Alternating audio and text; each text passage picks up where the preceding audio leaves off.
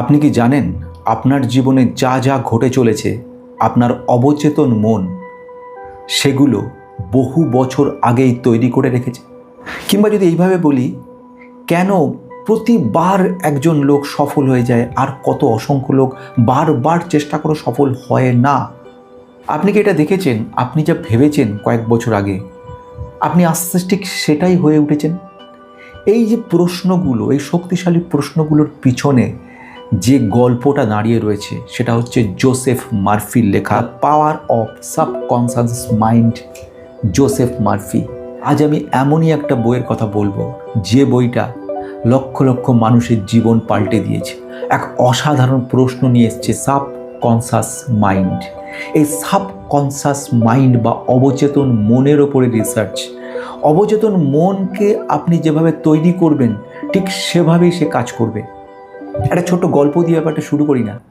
একজন আসামি, তার ফাঁসির হুকুম হয়েছে, তাকে জেলে রাখা হয়েছে এবং কয়েকজন জাস্ট শেষ মুহূর্তে তাকে বলা হলো সাপের কামড়ে তার মৃত্যু ঘটবে এবং সেই মতো তাকে চোখে বেঁধে দেওয়া হলো ঠুলি। এইবার কিছুক্ষণ পরে কয়েকজন লোকের এলো সশব্দে। একজন লোক সে সাপটা তার হাতে ফুটিয়ে দিল আর লোকটা চিৎকার করে উঠলো। একটু পরেই গড়িয়ে পড়ে গেল, মুখ দিয়ে থুতু গড়াচ্ছে এবং দেখা গেল আলটিমেটলি লোকটা মারা গেছে। তার ব্লাড টেস্ট করা হলো এবং সেখানে সত্যি দেখা গেল যে সাপটা কথা ডাক্তার বলেছিল গোখরো সাপ, সেই সাপের বিষ তার শরীরের মধ্যে পাওয়া গেছে। সত্যি সাপটা কি ছিল? না, সেখানে কোনো সাপ ছিলই না। দুটো আলপিন চোখ বেঁধে সেই আসামিটার হাতে ফুটিয়ে দেওয়া হয়েছিল। অবচেতন মন তৈরি করেছে সাপ আসছে এবং আরেকটা অবচেতন মনকে বলে দেওয়া হয়েছে গোখরো সাপ। সেই মতো সেই মন সে গোখরো সাপের বিষ তৈরি করে ফেললো শরীরের মধ্যে, যেটা টেস্ট করলো। এক অসাধারণ সাংঘাতিক রিসার্চ। আমি আজকে বইটার গল্পটা যেটা বলবো সেটা শুধু শুরু। এটা শুধু শুরু। এটার মধ্যে বিশাল সমুদ্র রয়েছে।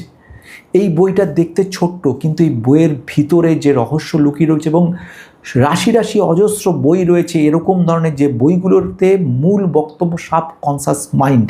এই সাবকনশাস মাইন্ড যে কত শক্তিশালী হতে পারে সেটা যতক্ষণ পর্যন্ত আপনারা না পরখ করছেন ততক্ষণ বুঝতে পারবেন না। আজকে ভিডিওর মধ্যে খুব সিম্পল শর্টে আমি 10টা পয়েন্টকে নিয়ে কথা বলবো।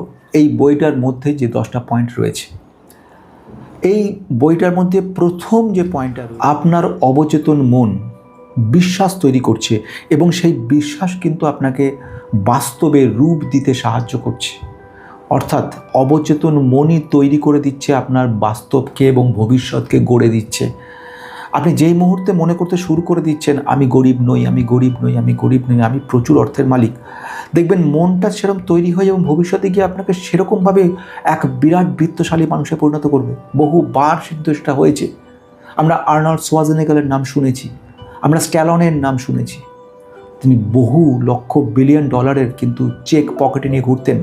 তখন তার খাবারের পয়সা ছিল না। দেখা গেল ঠিক এক্স্যাক্ট সেই চেকের পরিমাণ কিন্তু টাকা ডাইরেক্টর অফার করলো তাকে। কি করে জানলো সে? কি করে জানলো? একটাই তার উত্তর, সাবকনশাস মাইন্ড তাকে তৈরি করে দিল ঠিক সেই জায়গায় পৌঁছানোর জন্য। রিপ্রোগ্রাম করা যায় নিজের মাইন্ডটাকে।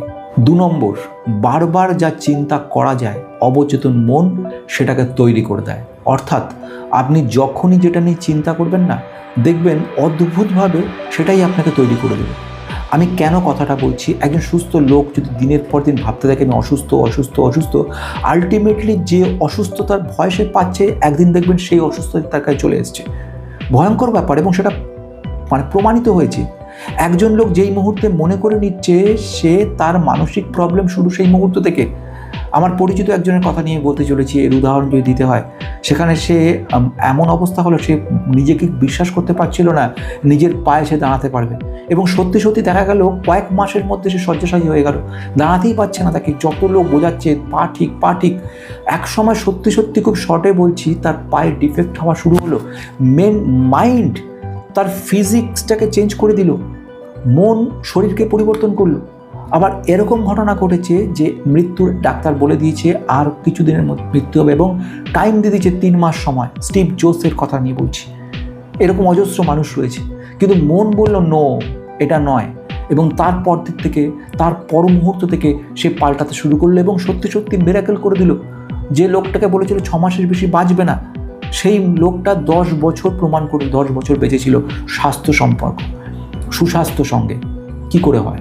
Subconscious mind. 3 নাম্বার, নেতিবাচক চিন্তা, মানে নেগেটিভ চিন্তা, নেগেটিভ ভাইব্রেশন তৈরি করে দেবে এবং সবসময় আপনাকে নেগেটিভ ব্যাপার তৈরি করবে এবং আলটিমেট নেগেটিভ জায়গায় নিয়ে যাবে।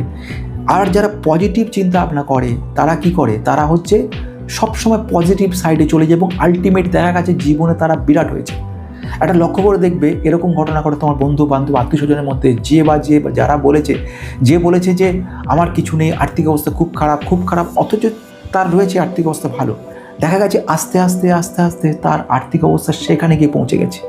আবার একটা অত্যন্ত গরিব মানুষ, অত্যন্ত গরিব বন্ধু, সে যখন বারবার বলেছে না ঠিক আছে, আমার কোনো ব্যাপার না, আমার অনেক বলতে সে অনেক বড় জায়গা পৌঁছে গেছে।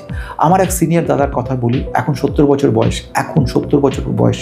তাকে যদি এই মুহূর্তে প্রশ্নটা করো যে আপনি দাদা কেমন আছেন, দিন করে লাভ দিয়ে উঠে বলবো দারুণ আছে, খুব ভালো আছে।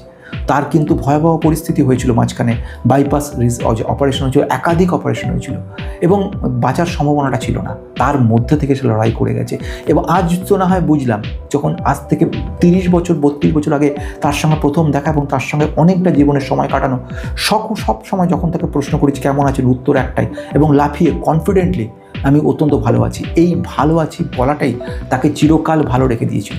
তাহলে যে ধরনের মাইন্ড আপনি তৈরি করবেন, আপনার শরীর সেরকমভাবে রিঅ্যাক্ট করবে। আপনার চিন্তা এই কারণের জন্য বলে, যখনই আপনি একটা পরিবেশে যাবেন, সবসময় একটা পজিটিভ পরিবেশে যান।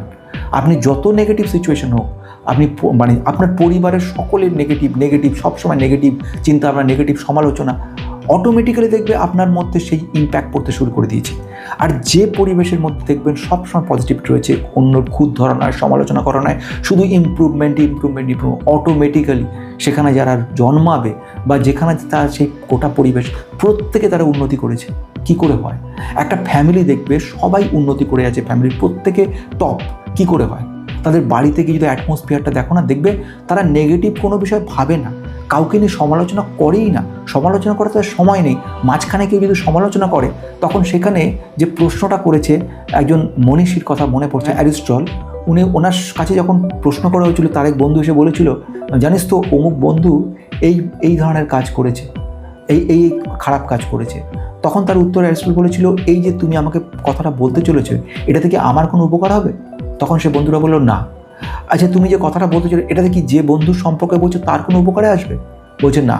আচ্ছা, তার উপকারে আসবে না, আমার উপকারে আসবে না, তোমার উপকারে আসবে? বলছে না। বলে যে বস্তু শুনে আমার উপকারে আসবে না, তার আসবে না, তোমার আসবে না, সে বস্তু শুনে লাভটা কি আছে? খুব অসাধারণ কথা। এইগুলো হচ্ছে পজিটিভ চিন্তা ভাবনা। 4 নাম্বার, অ্যাফার্মেশন। সবসময় অ্যাফার্মেশন দেওয়ার চেষ্টা করুন, সবসময় পজিটিভ, প্রতিদিন প্রতি সময় সবসময় বলুন I am getting better and better. আমি যেটা আগের এক্সাম্পলে দিয়ে বললাম দাদার কথা নিয়ে, সবসময় একটা পজিটিভ চিন্তা ভাবনা, পজিটিভ, আমি বেটার। এই বেটারনেস, তুমি বেটার নও, তুমি কোনো কিছু বেটার নও, কিন্তু তুমি প্রতিদিন নিজেকে বলছো বেটার। যখন আমি চ্যানেলটা শুরু করেছিলাম, আমার চ্যানেলের নাম দেখেছো বেস্ট ইনভেস্টার গ্রুপ। এই যে বেস্ট শব্দটা, তুমি কি বিশ্বাস করো এই মুহূর্তে যে I am the best in the world? No.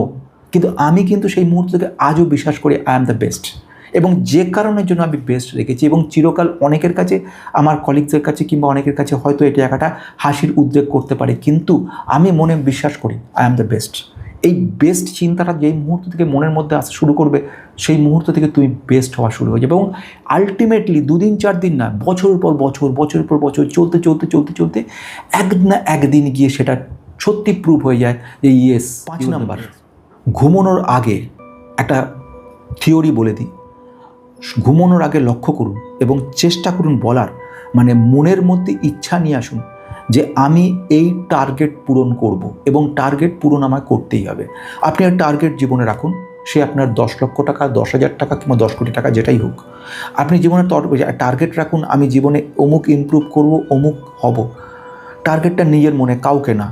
দরজা বন্ধ করে, জানলা বন্ধ করে, নিজের একটা ঘরে 10 মিনিট সময় ঘুমানোর আগে কিংবা একটা সকালবেলায় নিজেকে নিজে বলুন, নিজেকে নিজে অ্যাচিভ করুন, নিজেকে নিজে ফিল করুন আমি সেখানে পৌঁছে গেছি, এবং তার জন্য আপনি লাফাচ্ছেন, আনন্দ করছেন, আমি সেখানে পৌঁছে গেছি, এত দিন বাদে, এত প্রচেষ্টার পরে আই এম দ্য বেস্ট, আমি বেস্ট হয়ে গেছি, আমি সব থেকে সেরা হয়েছি, আমি যে অ্যাচিভ করেছিলাম অ্যাচিভ করে ফেলেছি। জাস্ট ফর এক্সাম্পল আমি দিতে চাইছি, ছোট একটা এক্সাম্পল দিয়ে, আপনি পাহাড়ে বেড়াতে চাইছেন, অথচ আপনার সামর্থ্য নেই যাওয়ার। আপনি কিন্তু যে কারণেই হোক, আর্থিক অবস্থা, শারীরিক অবস্থা যেটাই হোক, আপনি ঘরে বসে ফিল করার চেষ্টা করুন, চোখ বুজে আপনার সেই পরিবেশ, সেই ঠান্ডা পরিবেশ, সেইখানে পাহাড়ের কুয়াশা কেটে গিয়ে ঘটলো এবং সেখানে মেঘ কেটে যাচ্ছে, অপূর্ব সুন্দর একটা হাওয়া চলে এসছে, আপনি টোটালি ফিল করতে থাকুন এবং মনে করুন আপনি সেখানে পৌঁছে গেছেন। দেখা গেছে এই পরিস্থিতি যদি দিনের পর দিন কেউ ফলো করে যায়, আলটিমেটলি সে কিন্তু সেখানে সত্যিই পৌঁছে যাবে এবং সেখানে কোনো বাধাই তার কাছে বাধা থাকবে না। একটা এরকম সিনেমাতে ডায়লগ ছিল, ডায়লগ বলতে বলি ডায়লগ ঠিক, কিন্তু সত্যি ঘটনা, যদি মনের অন্তর থেকে শুভ কোনো ইচ্ছা তোমার মধ্যে জাগে, সেই ইচ্ছাটা পূরণ তোমার হবেই, কেউ সেটা আটকাতে পারবে না এবং সারা বিশ্ব তোমার সেই ইচ্ছাটা পূরণ করার পেছনে লেগে পড়বে, অর্থাৎ তোমাকে ঠিক সেখানে পৌঁছে দেবে। 6 নম্বর চ্যাপ্টারে 6 নম্বর পয়েন্ট বইটার, সেখানে খুব সুন্দর কথা বলছে। খুব শর্টে আমি যদি বলি, কোনো ভয় কিংবা রাগ কিংবা হিংসা কিংবা কোনো সন্দেহ এই সাফল্যের কিন্তু বাধা সৃষ্টি করবে।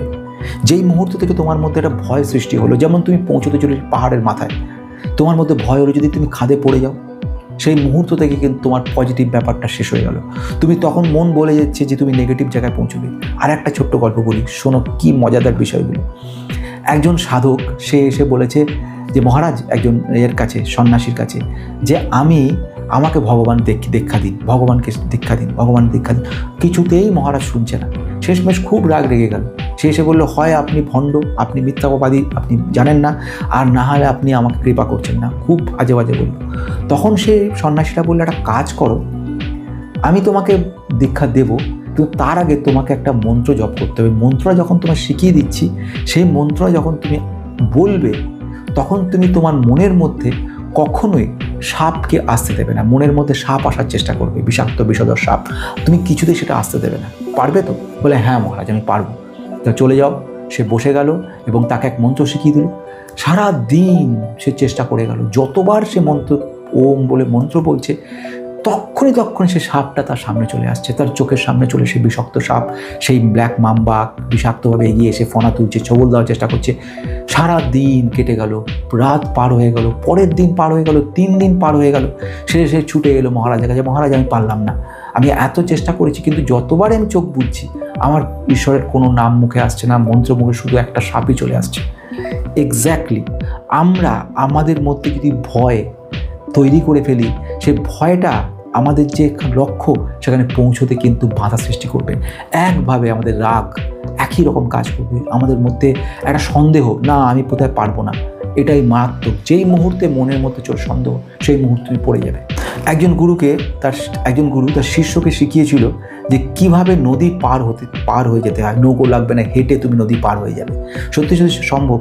শুধু একটা কথাই বলেছিল গুরু, যে এই বিশ্বাস মনে রাখবে, যতক্ষণ বিশ্বাস থাকবে ততক্ষণ তুমি চলে যাবে, কিন্তু যেই মুহূর্তে তোমার বিশ্বাস থাকবে না তখন কিন্তু মুশকিল।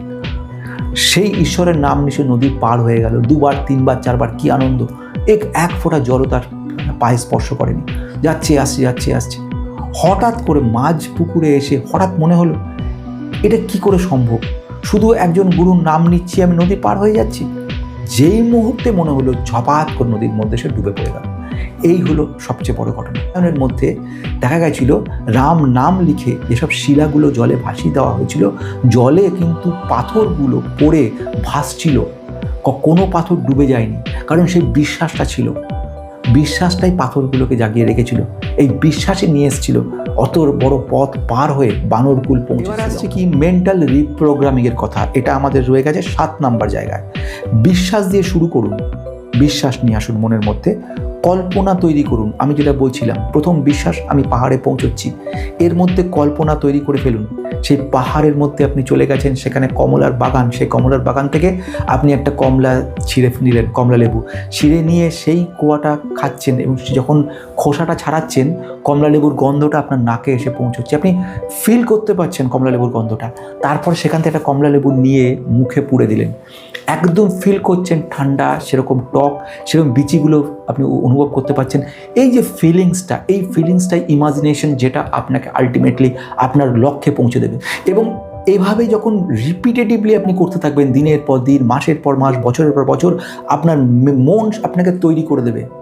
এটাকে বলে মেন্টাল রিপ্রোগ্রামিং, এবং এটা বাস্তব, এটা দেখা গেছে। অসাধারণ। নিজেকে সফল হিসেবে সবসময় চিন্তা করুন, নিজেকে সুস্থ বলে সব চিন্তা করুন, নিজেকে সবসময় সমৃদ্ধ বলে কল্পনা করতে থাকুন। এই কল্পনাই আপনাকে কিন্তু একদিন পৌঁছে দেয় আপনার লক্ষ্যে। সুতরাং এই ব্যাপারটার দিকে 9 নম্বর, সমস্যার দিকে নয়, সমাধানের দিকে নজর দিন। যখনই একটা প্রশ্ন আসে, যখনই কাউকে আপনি একটা কথা বলেন, সেখানে সকলে শুধু প্রবলেমটা বলে, কেউ সলিউশনটা বলে না। এই প্রবলেম, আপনি এখন বৃষ্টি চলছে, প্রচণ্ড বৃষ্টি, আপনি তখন তার মধ্যে বেরোতে চাইছেন, সঙ্গে সঙ্গে একজন এসে বলে দিল, এই বৃষ্টিতে যাচ্ছিস, কিন্তু এমন বৃষ্টি, ছাতায় দেখবি কোনো কাজ হবে না। যখন আপনি রেনকোটটা নিয়ে নিলেন, আরেকজন এসে বলছেন, এত জল জমে গেছে রাস্তায় যে জলেই আপনি ডুবে যাবেন। একটার পর একটা নেগেটিভনেস চলে আসছে। সুতরাং সমস্যা থাকবেই, সমস্যার দিকে নয়, সমাধানের দিকে নজর দিন। শেষ যে পয়েন্টটা বলবো সেটা খুব ইন্টারেস্টিং। 10 নম্বর চ্যাপ্টারে রয়েছে, আপনার জীবন অনেকাংশে আপনার চিন্তার উপর নির্ভর করে। আপনি লক্ষ্য করে দেখবেন, আপনার আশেপাশে যত মানুষ রয়েছে, তারা সকলে কম বেশি যে প্রতিফলন, সেটা কিন্তু তার ছোটোবেলার প্রতিফলন, ছোট থেকে, যেগুলো আলটিমেটলি তাকে কিন্তু একটা ইম্প্যাক্ট ফেলে দিয়েছে। অর্থাৎ এই যে পরিস্থিতি সৃষ্টি হচ্ছে, একটা মানুষ অতীতের পরিস্থিতির শিকার হচ্ছে সে, বা প্রতিফলন হচ্ছে সে ভবিষ্যৎ। বড় বড় যে সমস্ত মানুষদের আপনারা দেখতে পাচ্ছেন জীবনে, কেউ ব্যবসায়ী, কেউ একজন বড় দানবীর, কোনো একজন বড় ইঞ্জিনিয়ার, কিংবা কোনো বড় ডাক্তার, জানবেন তার পিছনে তার অতীত জীবনে একটা বড় ইম্প্যাক্ট পড়ে আছে।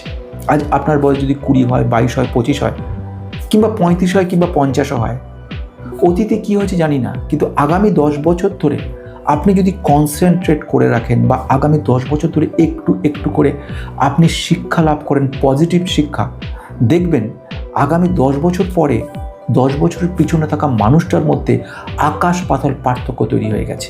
এবং এই কথাটাই দ্য পাওয়ার অফ সাবকনসাস মাইন্ডে ডক্টর জোসেফ মার্ফি অত্যন্ত প্রত্যয়ের সঙ্গে বলেছে। আজকের এই ভিডিওটা কিন্তু শুধু ভিডিও ছিল না, একটা বিরাট বড় শিক্ষা ছিল। এই শিক্ষা যেটা শুরু করে দিলাম সাবকনসাস মাইন্ড নিয়ে, এটার উপরে দরকার পড়লে একাধিক বই পড়ুন।